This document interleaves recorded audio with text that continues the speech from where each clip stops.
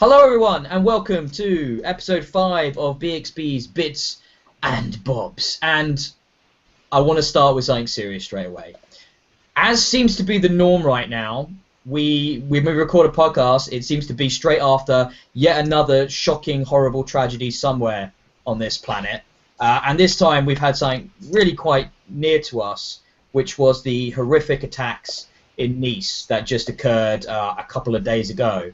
I don't want to go into details. If you've not heard about this, it's all over the internet. I suggest not looking for videos too much though, because there's some really disturbing shit out there that nobody should see. But yeah, basically a guy drove a lorry into a whole bunch of people celebrating Bastille Day in Nice in France, and nearly 85 people were killed, and a whole lot of people were injured, and might still die and stuff like that. It's absolutely disgusting and awful, and I think it's important, that we are socially aware of these things and acknowledge that these things happen, because we all live in this world, and these things need to stop.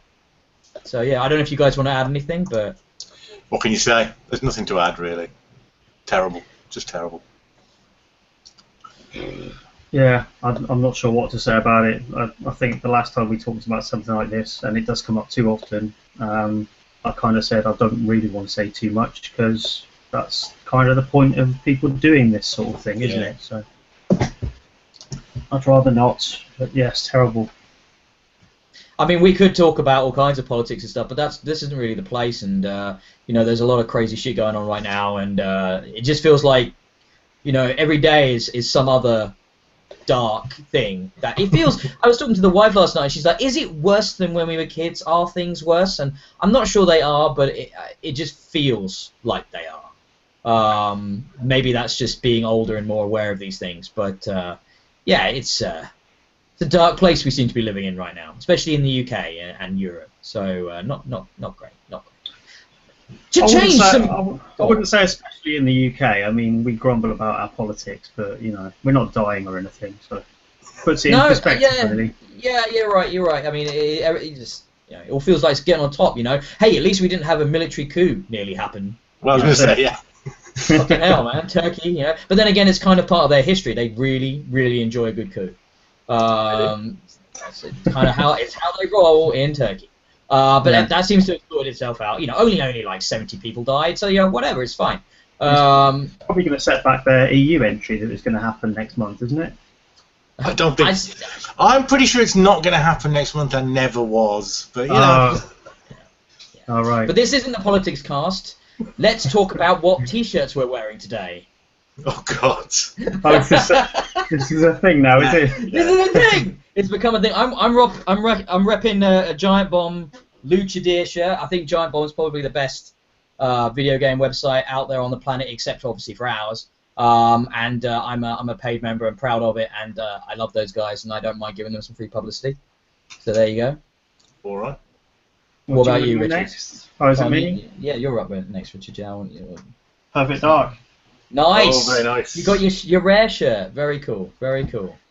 Yes, you got. That was on sale or something? I can't remember. You said you snapped that up. It was. It was like £6 or something. Bargain. Oh, it was Insert Coin. Yeah, no, they make good shirts. Yeah, everyone go to Insert Coin. They're good. Look at that. Send us some sponsorship. We could do with that income. That would be nice. Adam, are you just wearing a plain blue shirt? Yeah, just a plain blue Lumsuit t-shirt.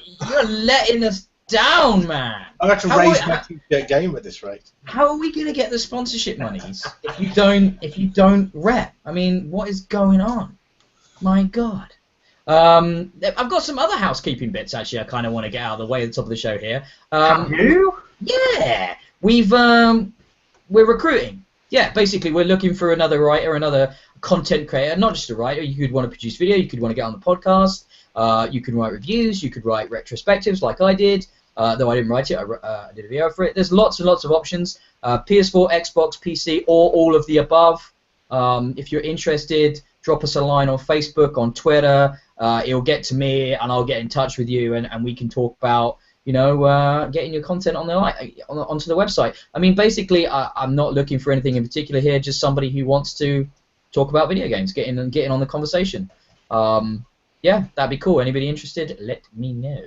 And then I also wanted to thank Rob. Rob, a guy who's got a brand new video review coming up very soon. I've just been sitting here watching it prior to the podcast, and trust me when I say it's even better than his last one. And that was something special because he created what is now the logo for the site, which I co-opted quite happily when I saw it, and have plastered all over social media, and hopefully it will appear on the main website soon as well. It's retro, it's fun, I really like it, and that's everywhere now as well.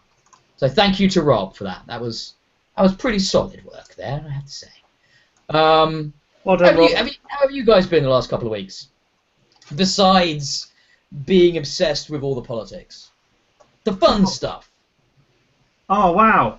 You know, I'm sitting here thinking, what should I put down on our notes to talk about? And there actually isn't anything else apart from tragedy and horror, is there? You've got to laugh. You do have to laugh. I mean, the other night when we found out about Boris as the Foreign Secretary, I broke down. I kind of just started laughing and slightly crying. Yeah. And I got really hysterical because it was like, this is the most fucked up thing. Like what? Is it a joke? I think I saw Ash post a tweet on Facebook that Dave Gorman had said, like, this episode of Black Mirror has been going on for 7 months now. And I thought that nailed it. Like, yeah. What the fuck is the world right now? Seriously. Yeah, I mean, but there are good things. We've all been watching wrestling. We've been watching wrestling to escape a little bit, guys. Watching quite a lot of wrestling, yes. Yeah. What about you, Richard? You've been watching wrestling? I've been watching a hell of a lot of Game of Thrones. I'm up to middle of season 3. Lots of fun. Light-hearted entertainment. not wallowing in the depression. Have you noticed how everybody you love dies in that show yet? I mean, it's a running gag, really. Yeah, and yet somehow it still has a more positive outlook on politics than the real world. No, isn't it good? Isn't Game of Thrones incredibly good? Yeah, it's really good. Yeah, it's got such a broad palette. Like, some of the episodes are really funny, some of them are horrific. It does everything. It's a very good show. I quite like it, but I got bored. I'm 2 seasons behind now. I did get a bit. I'm going to try and get back to it, though, I think. Yeah, absolutely. Have you guys both seen the Cruiserweight Classic Episode 1? No. Well, I can't really spoil it, Richard, anyway, because it's a bunch of dudes you've never heard of in round 1 fights. So it's not really something I could be. You're going to get spoiled on the outcome. None of the kind of the Western names you might recognise wrestled in this first episode anyway. So it none of the Brits either. So it was all kind of except for the very last matchup, it was all kind of unknowns who did. It was a real mix, wasn't it? I thought. What did you think, Adam? I thought some were better than others, definitely. Yeah, definitely. Before you say how good it was or not, can you just explain what it is then? Because I thought it was known stars. So if it's new people, right? Let's do it. What does it do? The Cruiserweight Classic is a 32 combatant tournament because these matches are not predetermined, guys. That never happens in wrestling. It's real. Wrestling is real, so you can have a tournament, which is, I think, a brilliant fallacy. It's so entertaining in that regard. And it's basically guys under 205 pounds weight, international from 17 countries, I believe, have been scouted out by the WWE to come to Full Sail, where they shoot NXT, and compete in this tournament. So you've got single elimination, you've got 2 brackets, and these guys, the winner goes through, the loser goes out, and it's all kind of like embracing indie wrestling, because these guys have one match to tell a story, and some do it much better than others. To say, I really thought, right, I can't remember the first matchup. I remember the second matchup, the guy from Hong Kong was really bad and pulled and telegraphed so many moves that it was just ridiculous. I thought the third matchup was really good, and I was really bummed out when the guy, the French guy, didn't win, because I thought he was great as a heel compared to the American who did go through. And then the American Samoa against Kaito Ayabushi, I want to say, from NGP, was a great match at the end, which was kind of their big title, not big title match, main card match, and other than the fact that the Samoan guy who is related to everybody else who's American Samoa in wrestling, i.e. The Rock, the Usos, and Roman Reigns, he nearly died at one point, and that was a highlight. That sounds great, yeah. Yeah. Did you saw that, didn't you, Adam? Yeah, I've watched it. Yeah. So I have a few observations. It's quite interesting. It's odd that, like, obviously the cruiserweight division is all about high flying and springboard moonsaults off the rope and nonsense. They'll tell you it's not. They'll tell you it's not all about that. I mean, they would say, a cruiserweight would say, you can be a technical wrestler, you can be a grappler, you can be a submissive wrestler. You don't have to be a high flyer.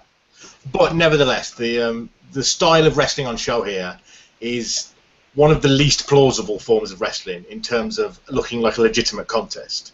And yet, this is the most, of all the things WWE have produced in years and years, this has the presentation that is the most legitimate sporting contest for a form of wrestling that is the hardest to sell as that, which I thought was sort of interesting. But I think that's the point. I think the whole point is that they're trying to convince you that cruiserweights are more than just high flyers, and I think they did I think they did a pretty good job of that in this first episode. I think there's going to be better examples coming up. Oh, it's going to be 10 episodes long. I thought it was really weird, actually. A couple of things they did sort of like a bracketology thing when they kind of introduced all the wrestlers early on, and they didn't even seem to know what format the show was actually going to be when they were talking about it. They never mentioned that it was actually going to be 10 episodes long, or at one point they were inferring that these guys had to lose a lot of weight prior to their matchups. That was like the angle in the first match, wasn't it? Yeah. One of the guys had cut weight badly to get in. But the weird thing is, then on the website it says no, they have to keep this weight off throughout the tournament. But on this episode of Bracketology, they were talking about how will they suddenly put back all the weight back on in muscle mass because they've already got into the tournament. So I was like, they don't even know the format, and these are meant to be the commentators, Daniel Bryan and stuff, talking about it. By the way, Daniel Bryan, not a very good commentator, but kind of cool that he's, but just not very good. I think he might get better though. I think it's an art. One of the interesting things about the way it's been presented is that often what you're watching is essentially two guys you've never heard of having a wrestling match. And what's interesting is that because it's this single elimination format, you end up kind of genuinely having investment in who wins the match, mostly based on how good they are as an in-ring performer.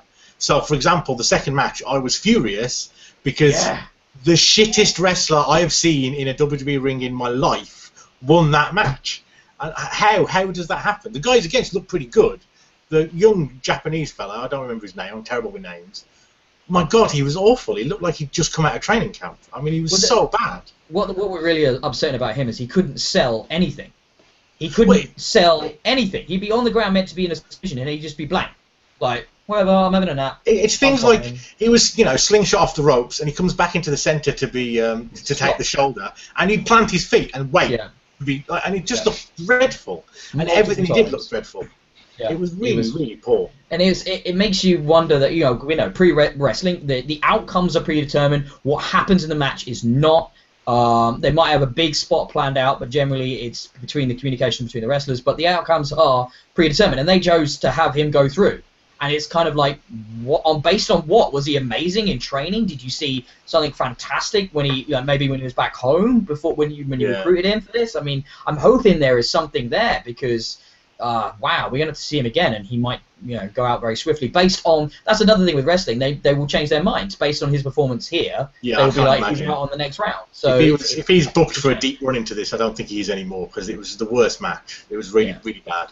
Another thing that amused me about it is often, they have to try and make you care about a match in which there's two people you've never heard of. So they do these little 2-minute promo packages for each wrestler prior to the match, with these hilarious kind of video packages that look like Dragon Ball Z, these animations. CGI characters, really strange. And then you've got so this guy's got essentially 15 seconds of dialogue to get over his character, and so you have these hilarious situations where literally the first guy will be like, "I'm in this to win it. I'll do anything it takes to win," and then the next guy will be like, "I'm just here to please the fans. I'm on the fans' side." And it's currently in the ring area, Facey McFacerton, who will fight the heel. It's just hilarious.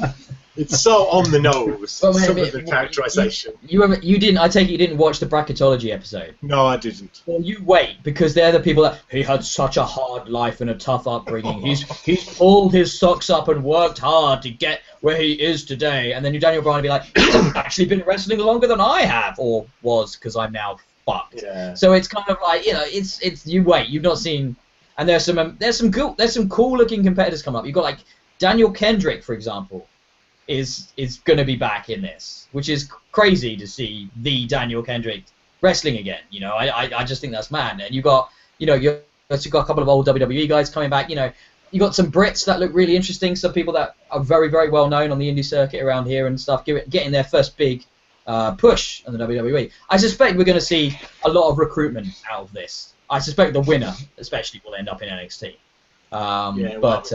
Shall we talk about NXT then? Have you watched NXT, Richard? Have I watched NXT? No, I haven't seen the Shinsuke Balor match.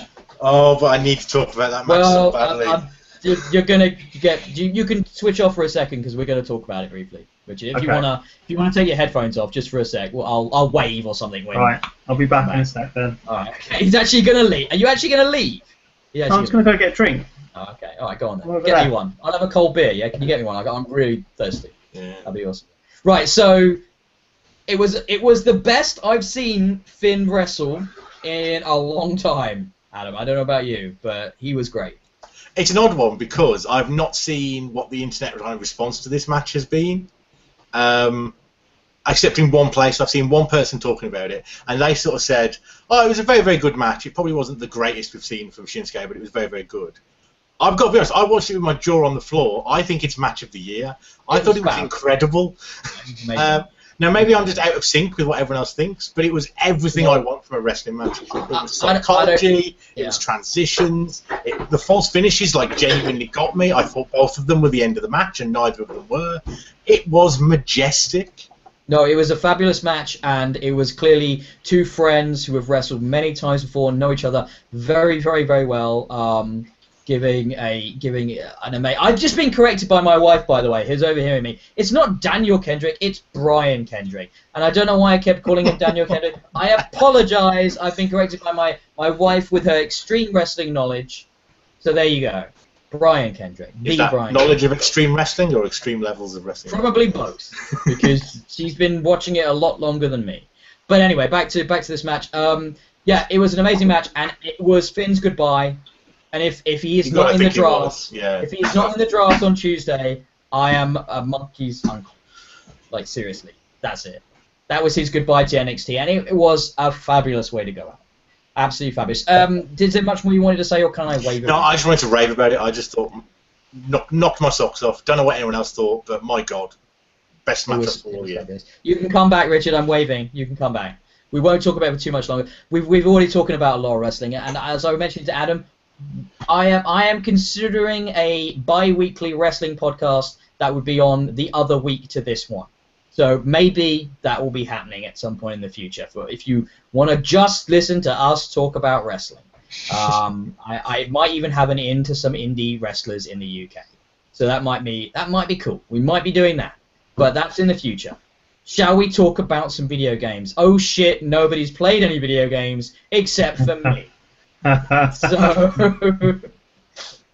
I can't just monologue for an hour, and I probably could, but it would hurt. I played 2 video games.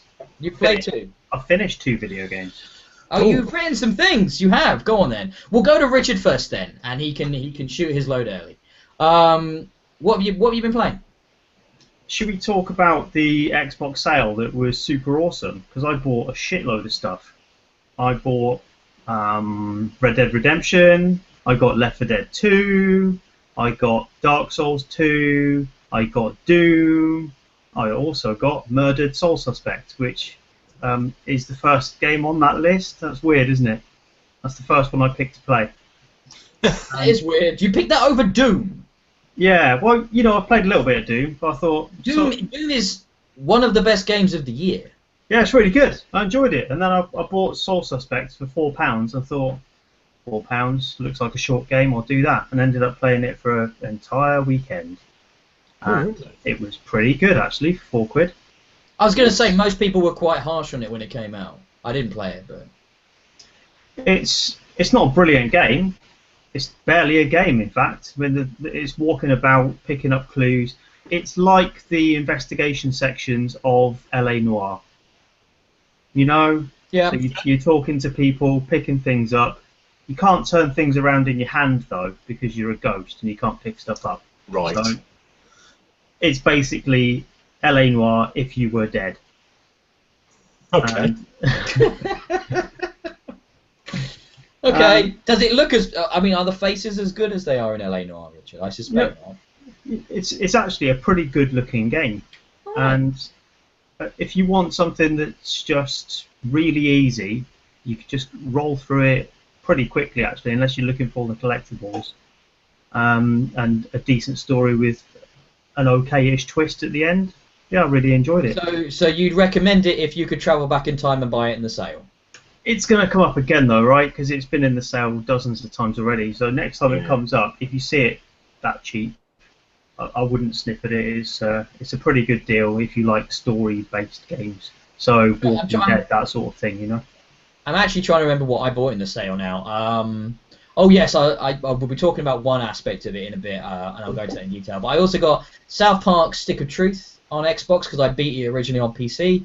I got Saints Row 4 Re-Elected Edition for like £4. I'm a big Saints Row fan, and I'll probably never play that. I'll be honest, but it will sit on my hard drive, and is one of the games that helped me hit 300 digital games on my Xbox One. Jeez. I think you must have twice as many as me. Yeah, and that's not your installed number though, is it? That's your overall. My installed number is pretty much exactly half that. So yeah. Right. Maybe we're about the same then. Yeah, I also did Last Light, which was in the sale as well, ridiculously cheap. I think that was about £4 as well, wasn't it? Or maybe less. And I finally finished that just now. Actually, that's why I was late to this video. I loved Metro 2033 and beat that. I loved its janky, weird as fuckness, which I thought made it a really unique first-person shooter. Yeah. Last Light, I own the bundle already on Xbox, but I've never really got further than about sort of 15% into Last Light. How did you find it?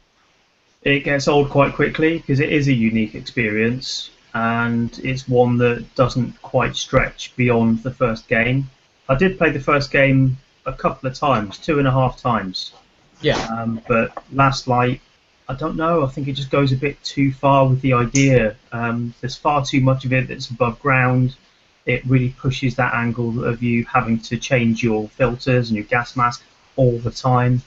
Right. I would have liked to have seen them be a bit more lenient with that. That might be down to the difficulty level that I chose, to be fair. But a lot more of the game is in toxic areas or above ground where it's nuclear pollution. Did you pick Cry Yourself to Sleep Hard or something?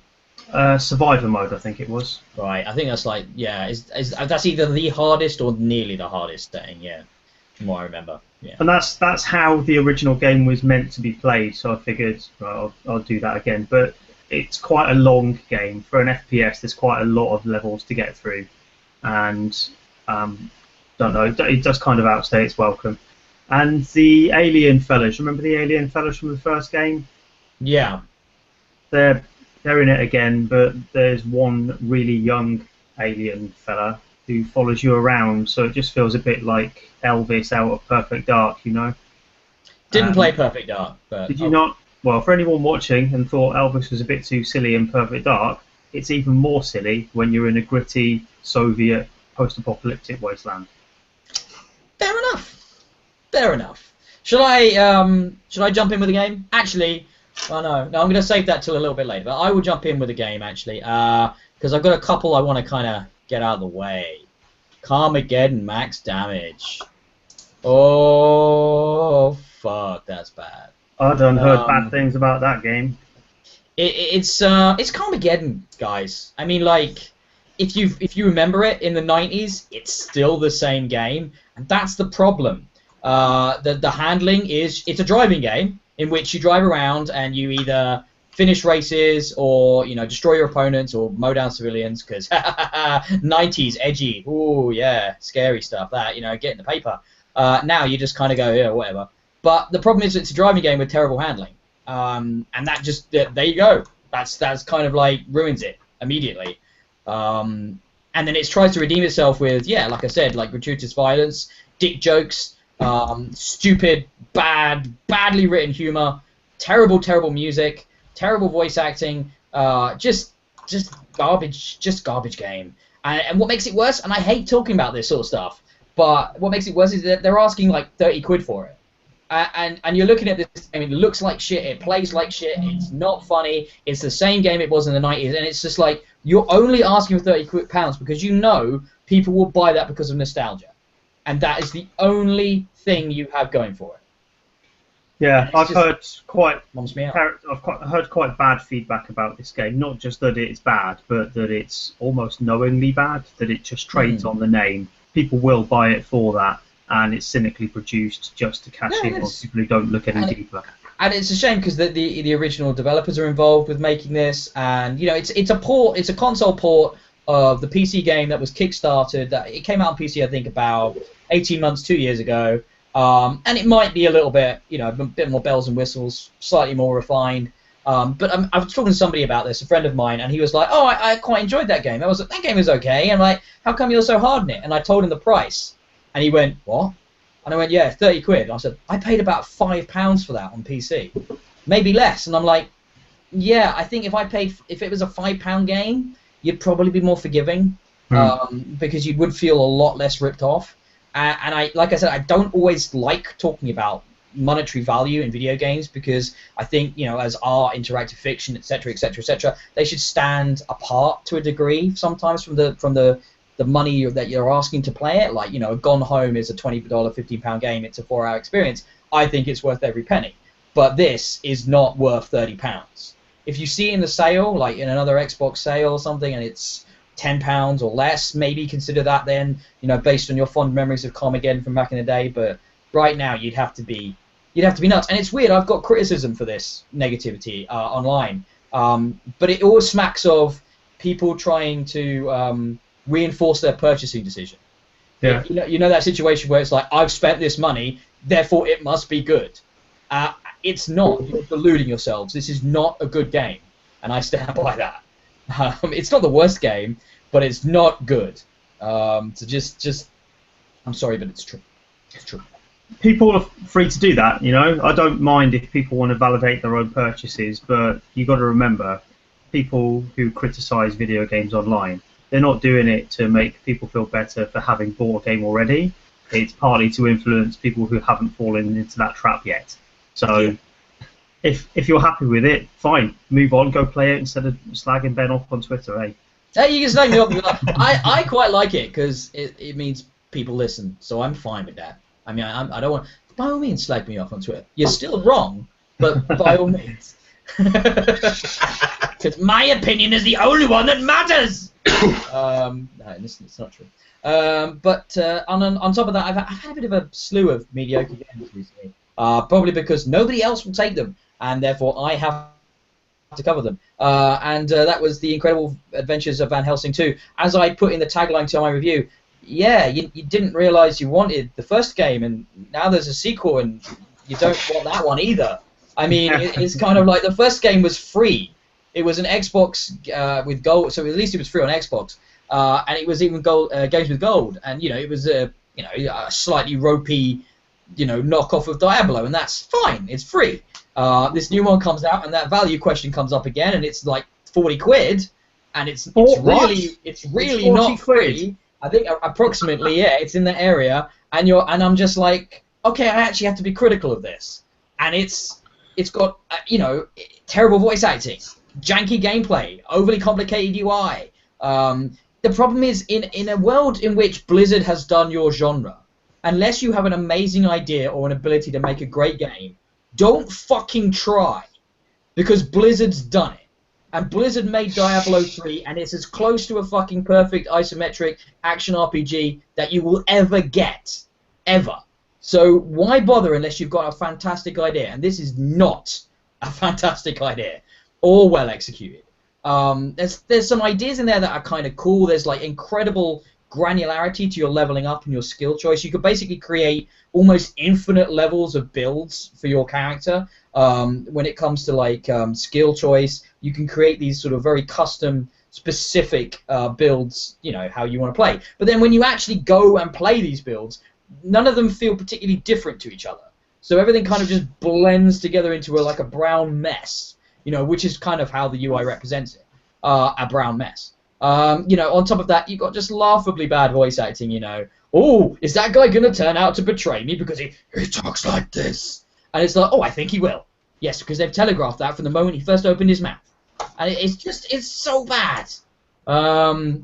Derivative art style, steampunk monster bullshit. It's just, nah, just don't. So, not worth 40 quid then, Ben? No, just buy Diablo 3. That's been in the sale a bunch of times as well now. And it's just like, that's such a great example. It's a strange thing to say if Blizzard's done it already, you know, don't bother. But it's kind of true, isn't it? It's like when those guys make a game in a genre, everybody else better sit up and take notice because Overwatch is here or Diablo is here. And it's like, if you want to do a game like that, bring it. I agree with Warcraft. I mean, the MMO space is notoriously difficult to break into, and they've pretty much got that stitched up. But anything else, I'm not sure. I mean, what I'm saying is Blizzard have such an ability to make the most polished experience within a genre, like Overwatch. They do. Overwatch, you gave a 5-star to. I mean, anybody else coming to that genre now is going to have to bring something fucking special. They're going to have to really dig deep. But I wouldn't go as far as to say, right, that's it. Game industry's over. Blizzard have done that genre now. It's like if Blizzard made an FPS. Just fucking give up. Just all of you other guys, Activision, EA, don't bother ever again. Just fucking find a new job. Have you thought about being a farmer? Have you heard of Bitcoin? Because frankly, that's all you can fucking do now. But you see what I'm saying? They have a way of making very, very, very good games. It's like we're still waiting for them to slip up, and it's like they haven't done it yet. So you know, they've got an amazing track record with titles. But no, it's just a shame when you see a game like this, and there are ideas in there. There is ambition in there. It was a small team. They shot to, you know, it just misses for me in every way. But hey. Hey-ho! Let's talk about Pokemon, Adam. Yes, let's talk about Pokemon. That's all I've done this week is play Pokemon Go. That's it. That's my life now. I play Pokemon Go now. All right, let me pose it from my point of view, all right? So you can you can come at this. I don't have that nostalgia, all right? I will admit I missed it. I missed Pokemon. I first tried Pokemon Red and Blue on a PC emulator. Like, I was years late to the party, and it didn't grab me. So now I see this, what seems to be a relatively simplistic, unimaginative, geocaching-based mobile game, and the entire fucking planet has gone insane. Why, Adam? Why? Well, I think you gave the game away when you said your opening sentence was, I don't have the nostalgia. Then you are immune to this, and congratulations, you will not catch the virus. But if you have the nostalgia, this is... Do you want to live in the RPG, Pokemon Blue? Is that where you actually want to live? Then download this app, because now you live there. That's insane. Like, it is an amazing, amazing idea. And I don't actually agree with the idea that you need nostalgia. This thing's been obsessed over by kids. Nintendo brands are perennial. They're ever living. You know, they're not going to get old. Pokemon's here to stay. It doesn't feel like you need to be a 30, 40-year-old to get it. Everyone loves this game.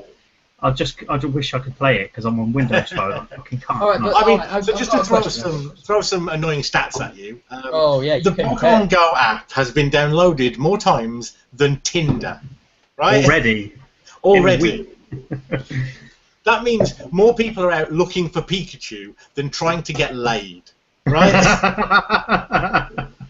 The end. Nintendo win. They just win. Well, Pornhub's going to be a very different looking place. Yes. And, you know, probably buy some shares in furry porn because you're going to do well. But, I mean, like, it's hard to really talk about it in any kind of deeply analytical way because, in a way, you're right. Like, the game itself, it's not the strongest product there's a lot of ways I wish it was different. For starters, if you live in a rural area, you cannot catch Pokemon, which is the exact opposite of what I wanted it to be. I imagined living out in the middle of nowhere would mean thousands of rare Pokemon in all directions. But no, if you want to catch Pokemon, you have to go into a town. Because that's where they all are. And there's reasons for that make some sense from a safety point of view. You want to make sure when you're spawning these monsters, you're spawning them in public spaces that people can get to, not, on the artillery range of the local MOD compound. I understand that. I'd watch that YouTube video, though. And also, I think, to go inside baseball a little bit, most of the sort of framework of this game was set up by Ingress players a year and a half ago. But the same company made this game called Ingress, which was more kind of an area control game where you'd join it and you'd choose a team and you'd go and just by visiting places kind of put points into them for your team. And the idea was to try and claim like sections of the world. And there were some other mechanics to it as well, which I don't really know that much about. But the point is, when it was first set up, the sort of creation of the data pack for the world was largely crowdsourced. You could go to a place and say, I think this should be a control point. Because it's this historical place or it's got this special landmark on it. And that's the data they're now using for Pokemon. Because like one of the strange things about playing Pokemon at the moment is you end up learning quite a lot about your local area.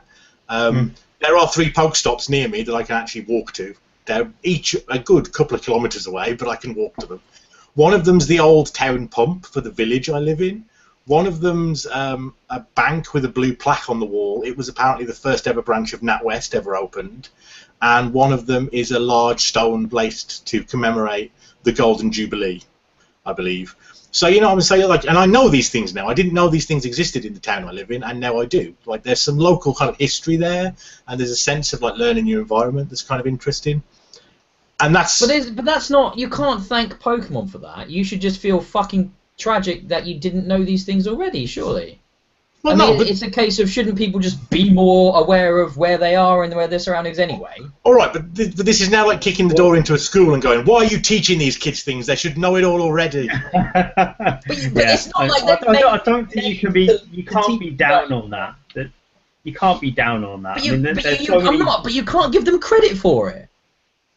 Why not? Why not? It's opening up horizons for people. They did it. They've done it to make money. I mean, I'll give them this. It's one of the most genius pieces of marketing I've seen in a while. Right? You do a staged release globally, which they could argue is the test server, blah blah blah. But what it actually is it created this demand by people sort of hacking their way around the region locking and getting the game early and stuff. It creates a sense of investment in the product, which means you're more likely to stay with the product, which means you're more likely to spend money on the microtransactions in the product. And once they've all hooked you in, and then all the good Pokemon start showing up at McDonald's, and everybody starts going to McDonald's because of their co-marketing deal, and you start spending money and getting fatter and fatter at McDonald's. I mean, that's what it's about. It's about making money. It's not some kind of beautiful social experience that they're doing out of the kindness of their fucking hearts. They're doing it to rinse you of your cash.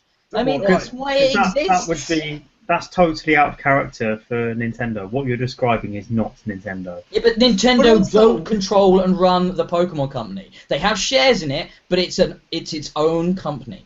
Oh, if you think Nintendo don't control the Pokemon company, I don't agree with that. I think the Pokemon company will do whatever Nintendo tell them because the Pokemon company only has the rights to Pokemon for as long as Nintendo let them.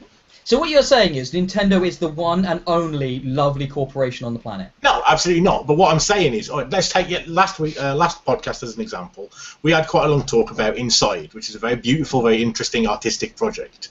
I don't want to spoil anything for you, but you know why they made Inside? Well, yeah. It was to make money. They want your cash. They only put that really cool bit. But are you only there to make money? Are you saying there's as much artistic merit behind a cheaply made geocaching mobile app as there is Inside? I mean, Inside actually has, I don't know. like design and art. There's people talking about this game that have got children with ADHD or autism spectrum, or autism, or all sorts of problems. And this game has brought those children into the social sphere, and that's not heard of in any other game that I can think of. Can you imagine how significant that is for a video game to be good for children, demonstrably? That's incredible. Yeah, yeah, yeah. But do you think it was designed and created with that in mind? I don't care. That's what it is. It almost it doesn't matter. No, I don't think it was designed for that in mind at all. But having played it for a week, there are like just so many experiences I've had that have been genuinely like special moments. I went out this morning. There's 3 Pokestops down in Highbridge, so I sat down on a bench and there's no one around. And I've got a lure module. I plug a lure module into the Pokestop. It starts attracting Pokemon to the area. And ironically, as well as attracting Pokemon, it attracts Pokemon Go players. And before you know it, there's about 20 people sat around these benches or hanging out on the grass together. We're showing each other our phones, go and check out what I've caught. Oh, this is really cool. You know, parents come over, start talking to me because I'm like older than I fucking should be playing the game, going, can you explain what this is about? Because my child's obsessed with it and I don't really understand it. And I'm kind of, trying to reassure them that this isn't just like the end of the world and it isn't some terrible cancer that's going to take over everything. Like it's a nice thing, and that was a lovely moment. There's genuine goodness in this. Yeah. The motivation to make it for sure was to make money, and they're going to make all the money. They're going to make it all. But hands up. It's for still visual people watching the video. My hands are actually up. My hands up. I do play devil's advocate a little bit on these podcasts because I think it makes discussions more interesting. No doubt. All right. So I'm leaning into it a little bit heavier than maybe I would in reality, inverted commas. But I think he's saying you won. We've had. I do agree with you both. I do agree with you both. But like we're having lots of positive news stories. Okay. What happens when we start getting the negative ones? Oh, and that's coming for sure next week. Because the other thing I've noticed is there are people of a certain age in this world who are maybe suspicious of.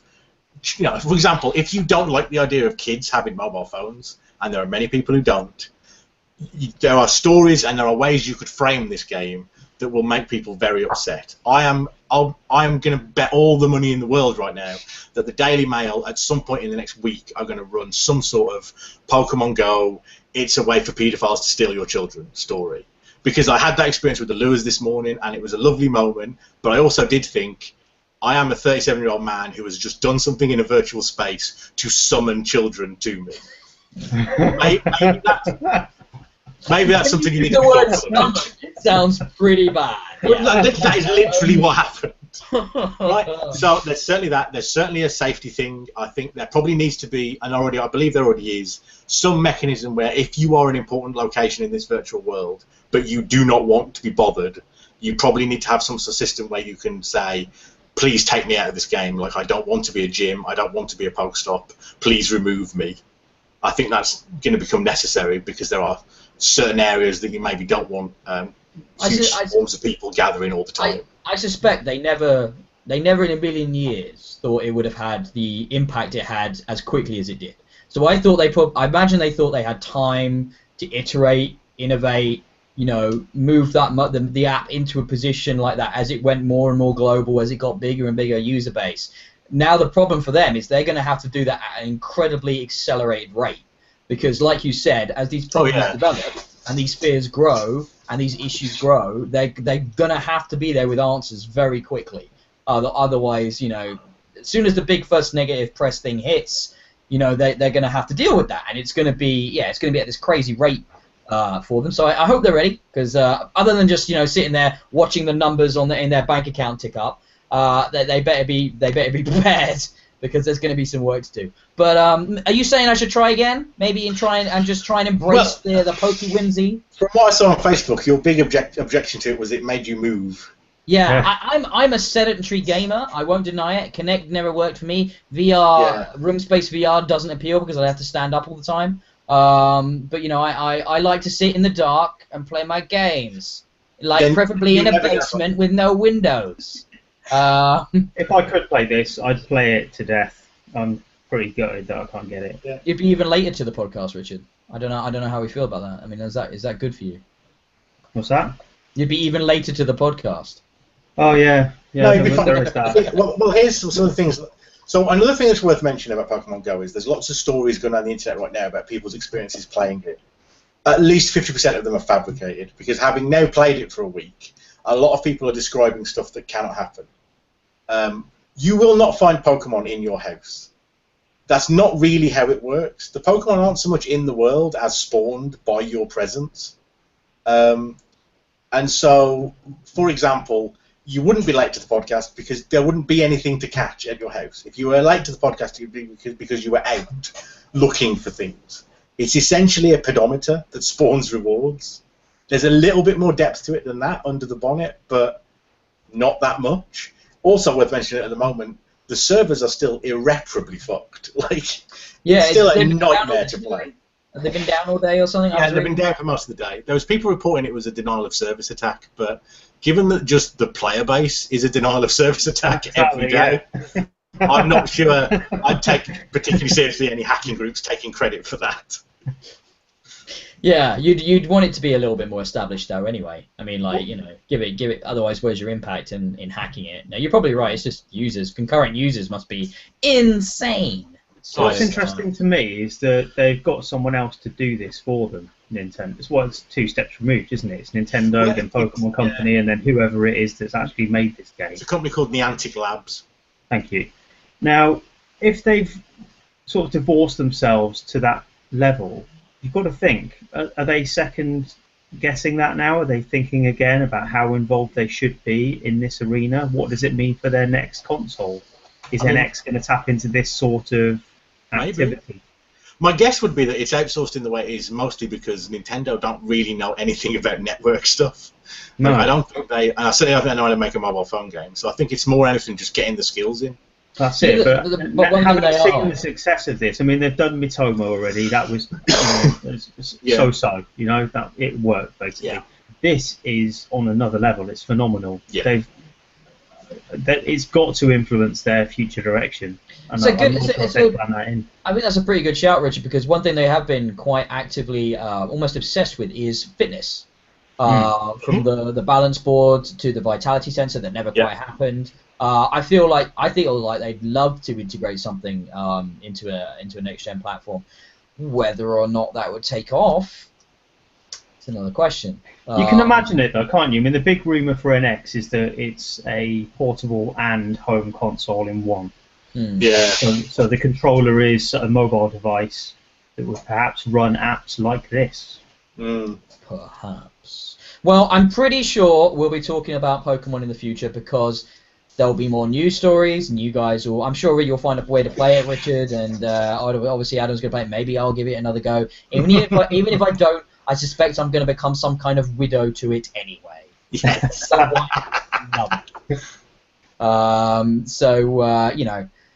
But let's move back to some conventional games because I played a butt ton of them. So I guess I should tick some of them off the list. I played Tour de France, guys. Oh, I was waiting for you to tell me about this. Tour de France.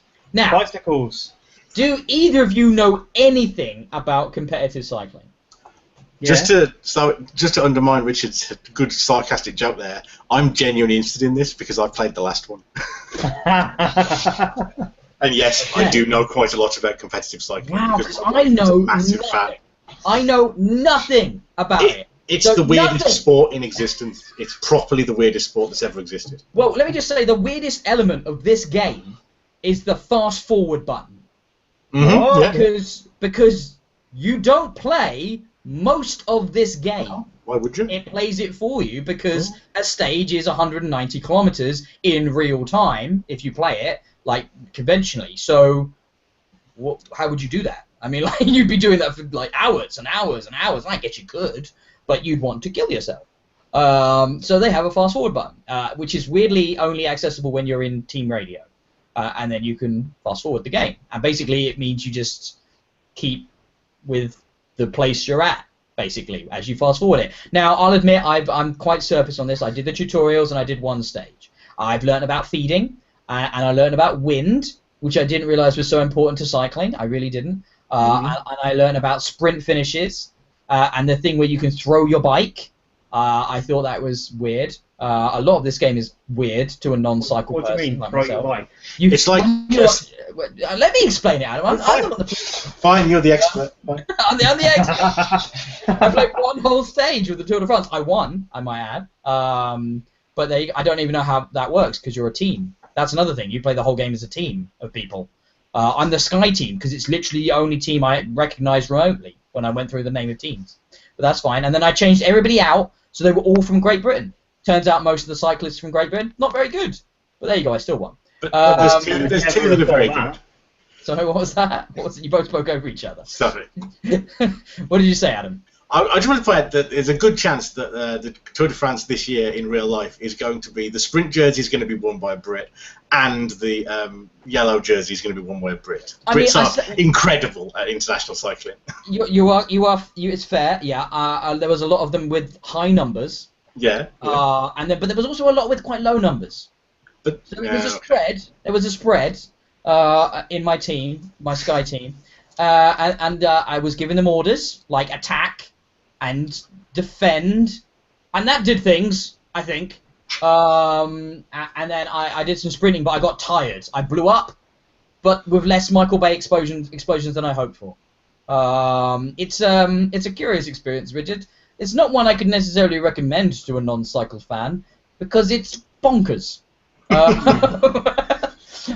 It's like a racing game where you don't really spend a lot of time racing, I guess. You spend a lot of time strategically positioning you and your team to take advantage of things like hill climbs. You have to very much rely on the strengths and weaknesses of different members to, you're going to have one guy who's good with the sprints, right? So you want to position him to take advantage of the sprint sections. You're going to have one guy who's good at, say, climbs, so you want him to be positioned well for that, though I'm not exactly sure when that works, because I was with a small breakaway group for a lot of the race, and then when it actually came to the finale of the race, the end of the stage, the rest of the group caught up. So I was like, well, what was the point of me being in this breakaway group anyway? And then everybody just sort of went Rah! Crazy for 2 kilometers, and some people won, some people lost. There was a lot of people, and I did quite well. Yeah, and it was weird at the graphics at the end. Your guy came out, the same guy came out and got 1 jersey. And then he came out and got another jersey. And then he came out and got another jersey. And another jersey. And I was like, either they're just reusing the models, or the same guy won everything. That was very strange. It was very confusing. I think they were reusing the models, to be fair. Seems likely. Because I think only like the biggest named guys are actually have their own models in the game. A lot of them don't even have pictures in their bios and stuff, so... Yeah, I mean, still, that fast-forward button, more racing games could do with a fast-forward button. It's pretty clever. It's pretty clever. Yeah. Did you have any questions, Adam? I'm sure I can answer them. I mean, all I'd point out really is that it's like, in all fairness, cycling games are not racing games. They are strategy games. Yeah. That's all cycling is strategy. And it's mostly resource management. Yeah. I've actually, so the Tour de France game, the last one I played, I can't say it's a good game because it's not, but if you are a cycling fan and you understand cycling, I sort of want to give it some props for not fucking around. Like, it goes, no, this game is only for people who understand all the weird nuances of cycling and desperately want a game that attempts to accurately simulate all of that nonsense. If you don't understand cycling, fuck off. Like, I kind of like a game that takes that attitude. Yep. It certainly does. It makes no concessions to accessibility whatsoever. And I love the I like the fact that it's published by Focus Home Interactive, the same people that publish Farming Simulator and Technomancer. Yeah. They have like one of the most diverse portfolios of B-tier games I have ever seen on the planet. These guys put out the weirdest, nichest shit, and I respect that. I really respect that they are putting out games from people that otherwise just wouldn't get released. Like, they just wouldn't exist. If Focus Home Interactive weren't putting them out. And I like that. I like that these weird fucking niche games for people that want very specific experiences exist, even if, to me, it's incredibly confusing. But I reckon if I spent more time at it and maybe watched some cycling... My last experience of cycling, by the way, Adam, was I was at when I was a kid, I was at the inaugural Tour de France stage in the UK. Yeah. So I remember that... I was Dover, I think it was, on the White Cliffs and stuff. I remember because of I had connections to politics back then and stuff like that. So I was there. I remember that, and I remember meeting the guy with the yellow jersey at the time and stuff. And I'm a little kid. It meant very little to me. And lots of bikes. I just remember lots of bikes. My wife always wants to take me to a Tour de France stage because she's absolutely obsessed with road cycling. And I've got to admit, I can't imagine anything more boring as a spectator sport than cycling. Like, you stand there, and then they all ride past, and you go, "Well, that was some blokes on bikes! Hooray!" It's kind of like I'm a massive fan of Formula One, but I would never want to see Formula One in person because you'll be on one corner, and they'll go past really fast, and they do that repeatedly, and that's all that happens. Yeah. I mean, it's like, let me watch it on TV. Then it makes sense.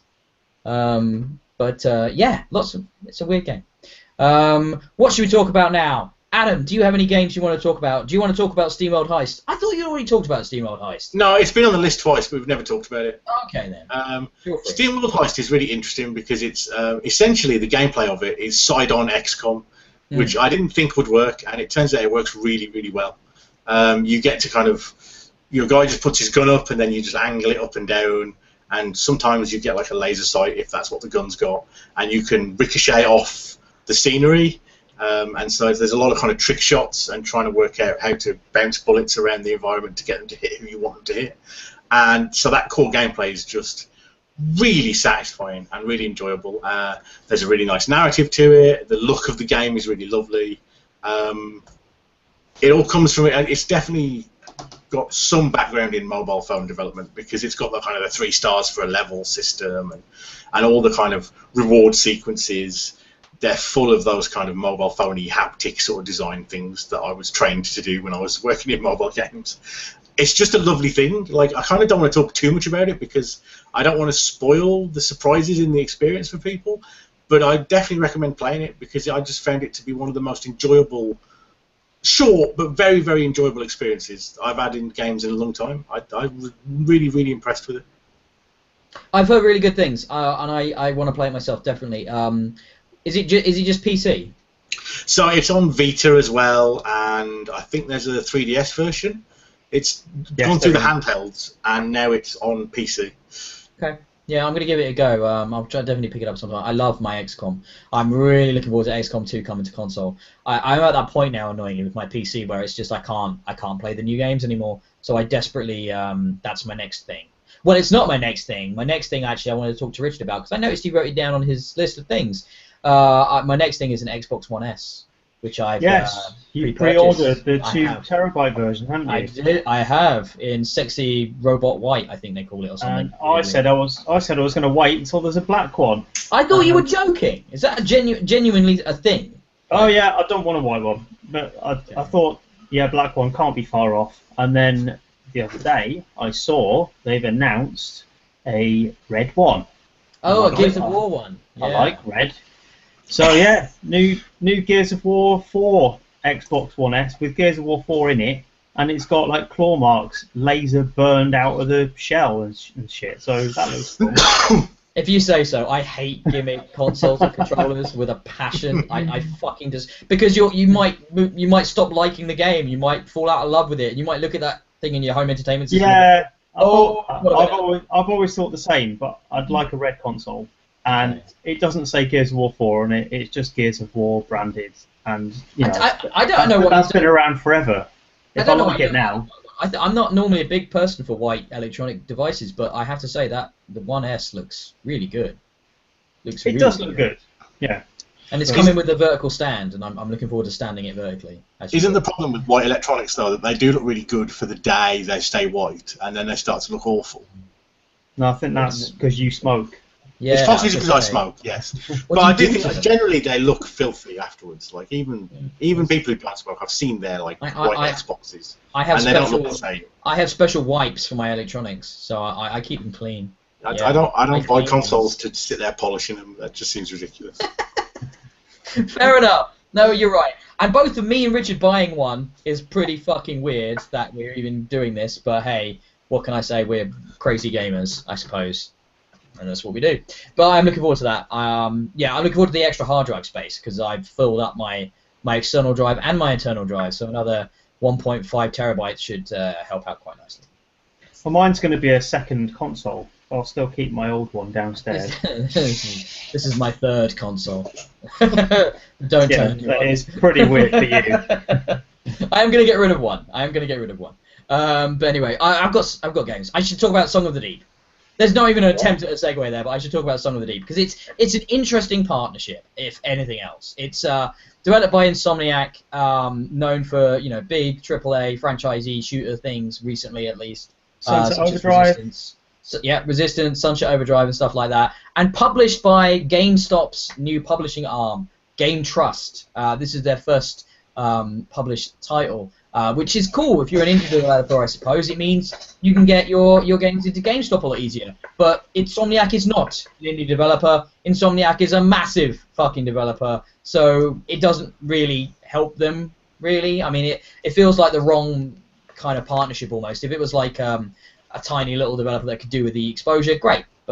And weirdly, I think with Song of the Deep, the fact that Insomniac is not an indie developer and it is a AAA developer, it shows up a lot in this game. This game doesn't really have a lot of sort of interesting creativity going for it. It's quite pretty, but not, after just playing, for example, Inside, it's not stunningly different in its visuals. It looks nice, but it's not like mind-blowing. You're not going to be remembering those visuals and going, oh my god, Song of the Deep, what a fantastically artsy game. And then the gameplay itself, it's Metroidvania, and it's all underwater. You play as this young girl whose father has gone out to sea on a fishing expedition and disappeared, and you play as a young girl, you throw together a submarine, you go to rescue your dad, and it's all whimsical and light-hearted in its tone, and that's all pleasant enough.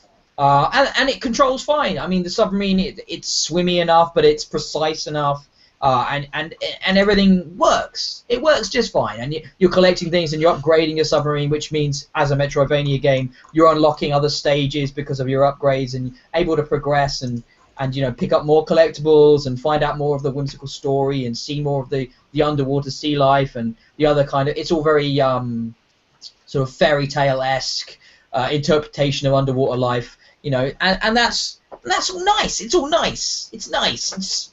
It's a good experience, but it's not special. I mean, that's the great thing about a lot of indie games. They often shoot beyond their means. They often aim for something they can't realistically achieve, but they're going to damn well try. And even if they fail, it'll usually be in a glorious fireball. It'll be spectacular. But Insomniac have made a very competent game here. And when the best word to describe a game is competent, you realise they've missed a little something special. And that's my problem with Song of the Deep. It's just not special when there are so many games out there that are. It looked kind of interesting to me because I do like Metroidvania type games. When they're in vehicles, it loses something. I mean, that game, Insanely Twisted Shadow Planet, was another one like that, wasn't it? Where it's a Metroidvania style, but you're in a vehicle. It just feels a little bit more dry. There's not that character there. Well, obviously, you're not a character, you're a car or whatever. So, yeah, I don't know. It doesn't look fantastic, but I was hoping it would be one that would be up on a sale or something. Not worth it. There's an incredible level of polish to it, as you'd expect, because it's beyond triple indie. It's an A tier developer doing an indie title, which it really isn't. It's polished really nicely. Everything works really well, but I feel like they maybe spent too much time making sure the game worked really well and not enough time being creative with it. There's no real new ideas in there. I think the only score I could ever give it was a 3 out of 5 based on our scale, and that's exactly what it was. I don't know if you guys have got any questions about it, but it left me a little cold, really. Yeah. Does it play as much like Echo the Dolphin as it looks? I suppose is my question. Because it looks very Echo to me. No, Echo was. I remember that controlling terribly. But no, you're wrong. No. You're so wrong. You were playing it badly. Okay, I didn't have like an in-depth experience with Echo, to be honest.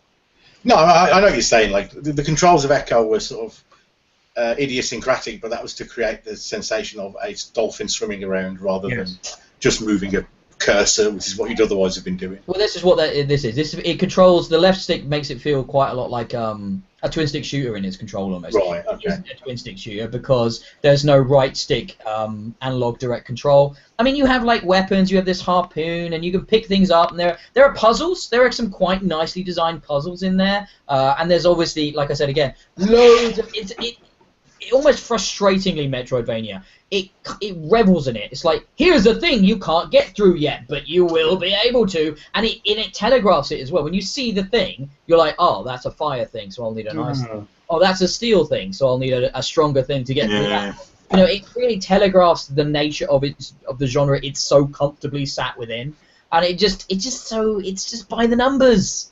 It's just by the numbers Metroidvania, and they're better Metroidvania games, like Shadow Complex, for example. You know, so go play that. Yeah, that is a shame. I mean, one of the real hooks of a Metroidvania is that often you'll find an ability and go, oh, those things that were everywhere that I thought were just a recurrent piece of scenery, oh my god, all of them turn out now to be doorways that take me to somewhere new. That's incredible.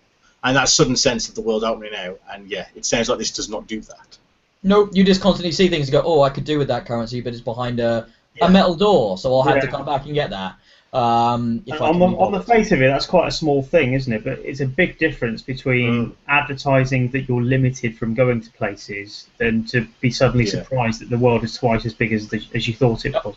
Absolutely. Because the problem with that is essentially it just turns all your abilities into the blue key card and the red key card and the yellow key card. You just Another problem I have with the game is tonally it's presents itself almost like a kid's game, full of whimsy and very light-hearted in its story, and it goes along at the beginning quite easily, hand-holdy, and then all of a sudden the difficulty just goes off the cliff, and it's like, oh, this is like a real game where I'm gonna have to like really think about what I'm doing and like reactions and timing and all of that all of a sudden comes into play, and I'm going from dying never to dying 6, 7, 8 times in a row, and it's just like, oh, that's a lot less fun than it was a minute ago because I was in this mindset, and actually now I need to be in that mindset, and it kind of came out of nowhere, the spike, and I was like, oh, all right, okay.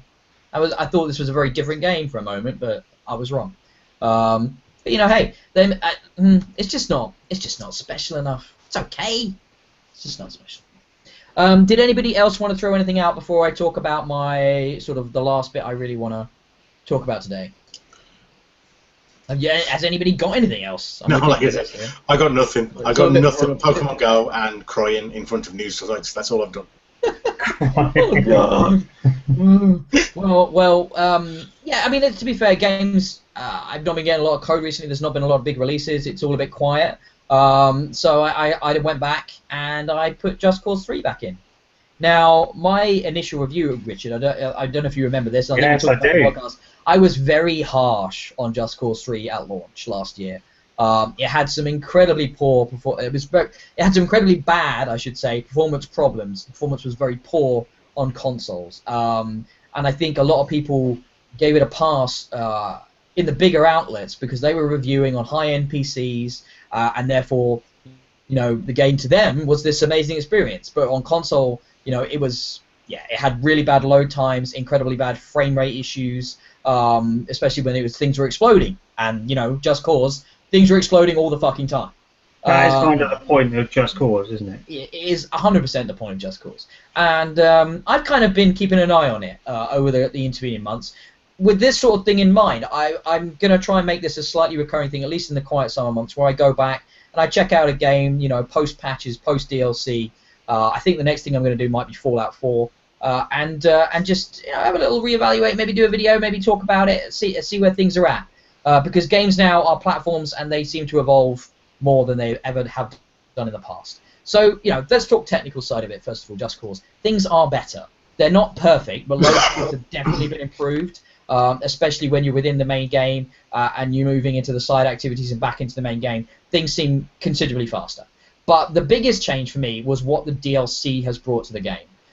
There's been 2 of the 3 announced packs have come out so far, and the reason I was able to look at these is I picked up the DLC in the sale, and I got it for I think just over half the price, which it's reasonable for a DLC season pass. I'd actually like to see things like season passes on sale more often. They rarely come up in the sale, so when they do, I definitely consider them. And the first pass of this DLC, if you haven't bought them already, guys. Yes, exactly, like I did for the Division, and I might be regretting that. But anyway, the first part of this DLC was a seemingly simple addition to your wingsuit, but boy oh boy does it make it a lot more fun to use. It gives you a rocket pack, and a machine gun, and a missile launcher. So you are now basically a fighter plane that can take off at any point from anywhere in the game, and you are a fucking badass in the air. Whereas when you used to be on the wingsuit, you used to feel quite vulnerable, and you'd crash into the ground. Now I can fly up into the air, and I can rain down destruction, and I can get around the map much, much quicker. I haven't got to try and find a helicopter, for example. I need to get 2 kilometers away, because the map in Just Cause is massive. The world is huge. So if you haven't got a flying vehicle or this DLC, it can take a really long time to get to A to B. Especially as weirdly they limit your use of fast travel in this game. You have to be a certain consumable to use fast travel in Just Cause, which seems like a crazy design thing that I didn't even talk about initially in the review. And if I had, I would have stated it even more for it.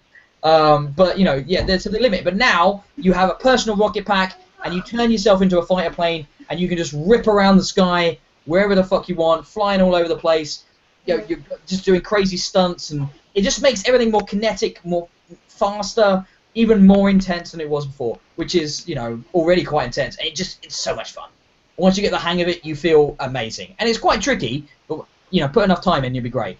And then in addition to that, there's a whole lot of aerial-based mission stuff. With a sky fortress and stuff. Oh, hello, it's all Wave Original. Hello. Hi. It's a family podcast. Everybody's involved in BXB's Bits and Bobs. I'm gonna breathe in that moment actually. And then in the second piece of DLC, which was the land part of the land, sea, and air pack, you get what I'm just gonna put it simple. You get a mech. You get a mech you can call down at any point to just fuck shit up.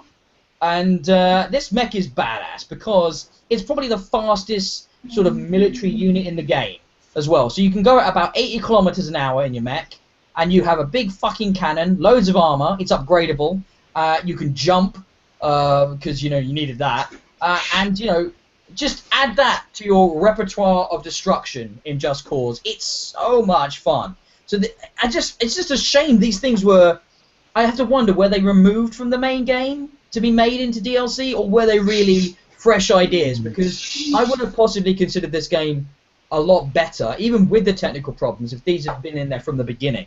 And it's a shame they've gated them behind the season pass and from behind this DLC, because I don't know what they're going to do for the sea expansion, because I never spent any time in boats in this game, but hey, maybe it'll be a submarine. That'll be cool. But look, I think that season pass has added a lot to a game. They've definitely done some technical refinements. The frame rate still dips in the explosions a bit at times when it's really intense, but it's nowhere near as bad as it was. So yeah, Just Cause 3 has definitely become a better game over the intervening months. So, hey, worth checking out again now, I think. Do they... it's difficult to ask this question because having played, not the latest Just Cause, but previous ones, challenge was never really on the agenda. Like, you were kind of God in those games, and it was just about which of your godlike powers will you utilize in each situation. But it sounds to me like these really are basically cheat modes. Like, these sound both insane. Yeah. So that might be a reason to not have them in the main game. Yeah, but the great thing is they introduced them in this DLC, and then you can bring all of that stuff into the main game. Yeah. Because I hadn't finished all the clearing all the areas in the main game, I was able to use the jetpack with the wingsuit, and able to use the mech to just lay out ridiculous levels of destruction, which is the whole point of Just Cause, really. I mean, I think at times it takes itself a little bit too seriously. One thing I do love about Just Cause, and I loved even when it came out, is the environment.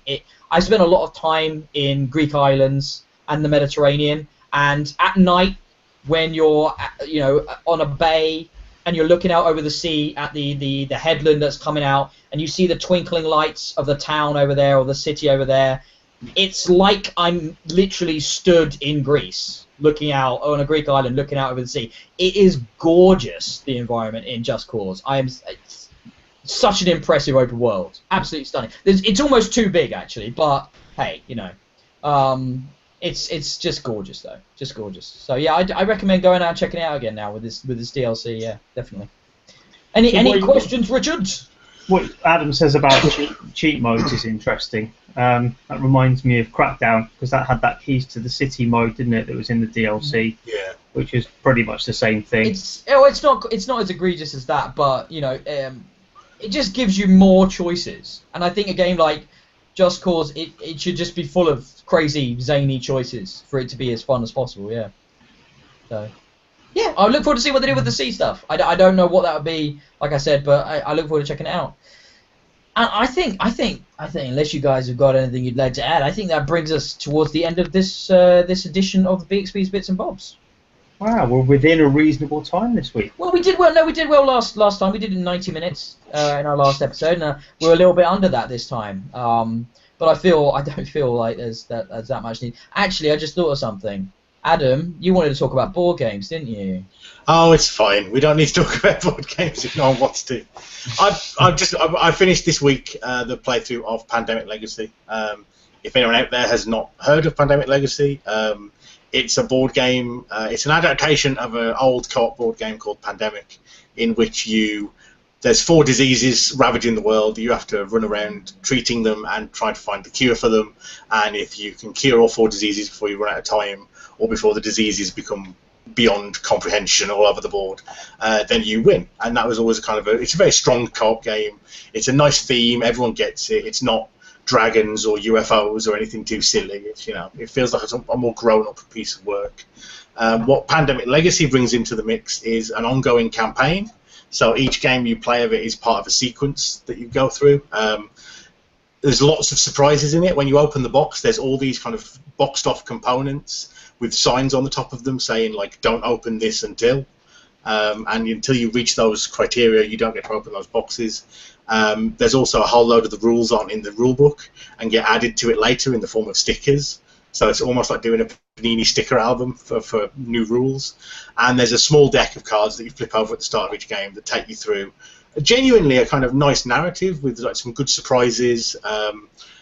And I don't want to spoil anything that happens in the game because there are some proper curveballs in there. But by the end of it, you really get the sense that you've been through a proper story. All sorts of things happen. Of course, but at the end of this, you've got a board game that you've actually finished. Like you can't play it again, which is an interesting thing. I think you certainly get your money's worth out of it. But it's something that makes some people sort of hesitate. For example, in the course of playing the game, you do rip up some of the components. Like you literally destroy parts of this game. You actually can't play it again. Wow, no, you literally can't. Like I said, it's done. You put stickers on the board permanently. You write on the board with pen. There are rules in the game that will cause elements of the game to be actually torn up and put in the bin prematurely, so that they can never be part of your game again. The consequence of that is that you have a real sense of permanence and weight to decisions that you're making. That is just not there with any other game. It's a really interesting. There's like a video gamey sort of vibe to it in a way. It feels like playing on like Iron Man mode on XCOM 2 or something. But it was a very interesting experience. Definitely one I'm very pleased I had. I would recommend it to anyone. It works great as a couple. It was just me and my wife playing it. It doesn't need a lot of players, and it was a very special experience. I mentioned it to my wife, and I think we're gonna go for it. I love the concept of a board game that changes the paradigm of what a board game should be. Yeah, exactly.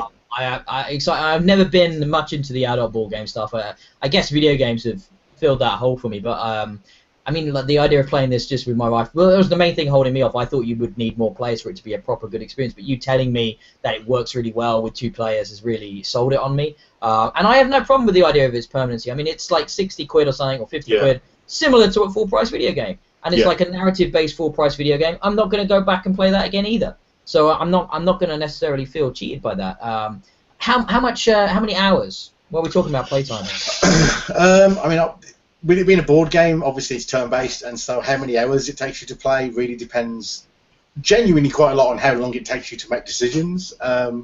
We probably got about like 12 hours out of it. Probably more than that, actually, 12 to maybe 14, something like that. But it lasted us. Each play session it came out for, we'd play 3 or 4 games of it, and it came out 4 or 5 times before we'd finished it. And it works in a way where as you play a bit and you can put it away, and then you can bring it back out. So it would be difficult to stop mid-game, but each game only takes about 45 minutes to an hour. Getcha. And then there's permanence, and that's why you're putting stickers on the board rather than tokens down and stuff. Is so that you can put it away, and then when you get it out, you can go, oh yeah, Paris is still fucked. Oh, there's still rioting in Baghdad. We now can't travel there. Oh shit. So it's crazy. That's like you're talking about a save game, which I think is It's incredible. exactly that. It's such a cool idea that the designer looked at video games and what they were doing clearly, and went, let's bring that into the board game space. I think that's clever. Really cool. Yeah, I'm going to give that a go. I'm going to get that. Without spoiling any of the sort of major mechanics, this is one that's introduced in the very first time you read the rulebook. You have characters, and they can take damage and die by being in places when bad things happen. If a character dies, the rulebook is quite explicit that you tear that character card up and you put it in the bin, and they're gone forever now. And like that has real impact. You know, if you've got a character in your game who's got some really cool abilities that you're finding very useful, you will often go, well, you could do this and then we'd win the game, but you might die doing it. Or you could go over here and be safe, and we'll definitely lose, but you will survive. And, you know, if it was a one-off board game, you would never make the second decision. But in this game, you will pretty much always make the second decision because you really don't want to kill people, you know? It's just really, really interesting experience. Sounds like it leads to some really interesting discussions. It does. It and really back and forth and debates and should we do? Oh yeah, then that level of investment in a board game. That sounds fantastic. Yeah, I'm totally up for that. I'm gonna convince the wife, and I think next paycheck that's coming my way. Let me get that. Anyway, so the board games, wrestling, video games. Quite a lot of bad video games, sadly, in there today. Hopefully there'll be some better ones on the horizon. You guys need to play more video games, by the way. Just saying. For next week, that's your homework. Play more video games. I will try. Let's do some shout-outs as we're here today. A lot of people will only listen to this podcast, through iTunes or whatever. We are the BXB Bits and Bobs, so we're the podcast for bxbgames.co.uk, which you can also find on Twitter, and you can also find on Facebook. I am also DIYE on Twitter. Richard, where are you? I am Colonel Red on Twitter. Lyrical, baby. Beautiful. Yeah, beautiful. It's good. Adam? I'm Adam Breeden Dev on Twitter. My Twitter feed at the moment is mostly just screenshots of my crappy game I'm working on and me ranting and raving about the joys of the world. But I will try and have more video game content on there in the coming weeks, because really, how much more can happen? Seriously. Don't, you fucker. Did you really just say that? You fucking asshole. My God, how much more? It'll all be fine in the end. It'll be fine in the end. We'll be dead. The world will be a burnt cinder. That's the only way. But Richard's giving me that look of, okay, Ben, try to find that optimism in your heart. I know it's down there somewhere. But that's a beautiful sign-off for the podcast. See you next week. If the world hasn't been destroyed. That was my wistful look. I was just thinking back longingly to the days when all we had to worry about was frequent deaths of celebrities. Weren't they great days? No. And it was like, 2016's awful. Like, it was great, it turns out. Yep. But that's another episode of BXB's Bits and Bobs in the can. Please follow us on the social medias. And like I said at the top of the show, if you're interested in joining us in some exciting form, we would love to have you. So drop us a line and we'll talk. That'd be great. And we'll be back in 2 weeks' time. Bye-bye. Bye.